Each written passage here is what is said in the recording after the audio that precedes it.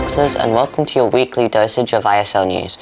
Around this time of year, the air is filled with the scent of winter festivities, with each culture bringing a sprinkle of its own unique traditions.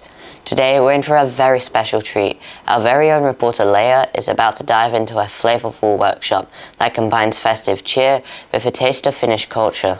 The International School of London students are not just about books and exams. They're about embracing and showcasing the diverse tapestry of traditions that each of their peers brings to the table. So without further ado, let's pass it over to Leia, who's about to give us an insider's look at how Finnish friends and their own festive flair to the season. Take it away, Leia. It's the first day of December. It's time for you to deck the halls and light that Christmas tree because the festivities have finally begun. A perk of being part of an international school such as ISL is that we get to celebrate and learn about all the different cultures. With over 25 languages embedded in the curriculum, ISL is rich in the festivities. I spoke to the new head of multilingualism, Mr. Zach Eckert, on his input about the program. I think the program is just so vibrant. It's the most vibrant I've seen actually in any school I've worked at. So how many cultures are there at ISL? It's very difficult to count a culture, and I think we can't count them at all. However, through the languages that we offer, all of those different cultures are celebrated. So we have the Festival of Light, that's coming up very, very soon, and that celebrates loads of different cultures within that festival. And then we have culture-specific festivals, such as the Arabic evenings coming up later in the year, and of course the Japanese cherry blossom coming up in March. Why do you think it's important that we celebrate these cultures? Well, we're an international school, and when students come from different countries, it's very important for their culture to be embraced by the new culture that they arrive in, and they mustn't forget who they are. Thank you so much, Mr. Zach. My pleasure. A lot of us students from an international school are no strangers to moving countries, and sometimes it can be difficult to maintain traditions. ISL's extensive languages program not only serves to help us keep our native languages fluid and at an academic level, but also fosters relationships with people from our home countries and even others that might speak the same language. With that, we get to celebrate events from our cultures and that of others. Today, I'm taking part of a workshop organized by the Finnish students as they embark on preparations for the festive season. Let's go learn about the Finnish culture. The grade ones, they have been doing units about different cultures. So for the Finnish culture, we decided to do gingerbread decorating as it's something that's very common in Finland. I know there's some other Finnish celebrations happening this week. Can you tell me about those? Yes, absolutely. So on the 6th of December, we're celebrating Finland's Independence Day, and everyone celebrates at home with their families. And they put 2 candles on every windowsill, white and blue, because they represent the Finnish flag. And there's another Finnish celebration as well, which is the Day of the Finnish Music. Hyvää itsenäisyyspäivää.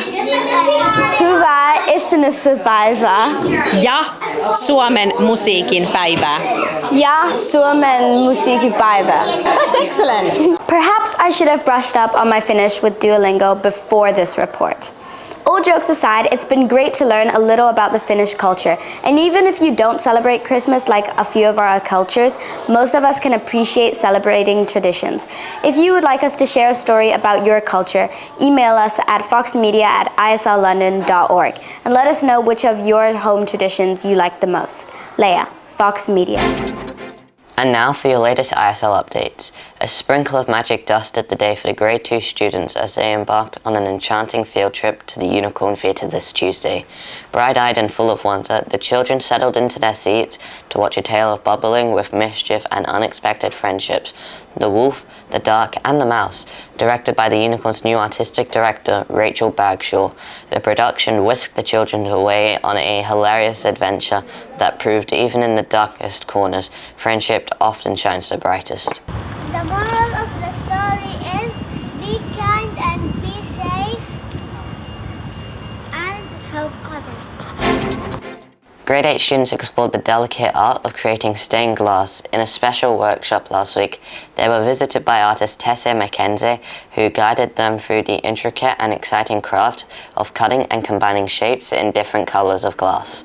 It was a valuable lesson in mindful and careful artistry, and it's safe to say that the students developed a wide range of skills. Make sure to check out their selection of their completed artworks, which will be displayed at the Art and Design Showcase at the end of the academic year. Students across the NYP participated in an exciting tutor time initiative to drop everything and read, which aims to encourage students to read for fun. In a digital age, many of us have forgotten the simple pleasure of browsing the bookshelves and getting lost in a story. But isn't it time to write off books just yet? I think the reading is a good way to prepare for the school day, and also some people might not be able to read at home, so it's a good way to get them to read. Grade 10 students can't afford to drop the ball in the Circus Skills unit as they receive hands-on juggling training from expert Rachel Taylor. For many, it's their first time encountered with juggling and diabolo, but their progress has been nothing short of remarkable. We eagerly anticipate the debut of their full circus routine. Over at the Diploma College, grade 12 students are kicking off a Foosball knockout tournament in the Common Room, starting next Monday, 4th of December. The sporty student organisers have planned the tournament as a CAS project, with collected donations going to Cancer Research UK. We can't think of any more worthy cause to get our game face on, but we're hoping there won't be any red cards in this competitive game. ISL London had the pleasure of hosting 10 grade 11 business management and economics students from ISL Qatar, fortifying the bond between our schools. While they're visiting, students experienced the London Stock Exchange on their own. Their brief stop over at the DP College campus provided an opportunity for interaction as ISL London students led an informative workshop on the economic repercussions of COVID-19. This was followed by a communal pizza lunch and a tour of the campus, fostering a camaraderie and setting the stage for a thriving ongoing partnership. As the school week draws to a close, let's cast our minds back to this time last week, when the air was thick with anticipation and our teachers' lesson plans were even more robust. Like sailors in a storm, they navigated the choppy seas of an Ofsted inspection, charting a course through rigorous serenity. Ofsted, of course, will remain at a distant lighthouse, guiding us towards continuous excellence. Stay tuned for the highlights as soon as the report hits our shores. Until next time, goodbye.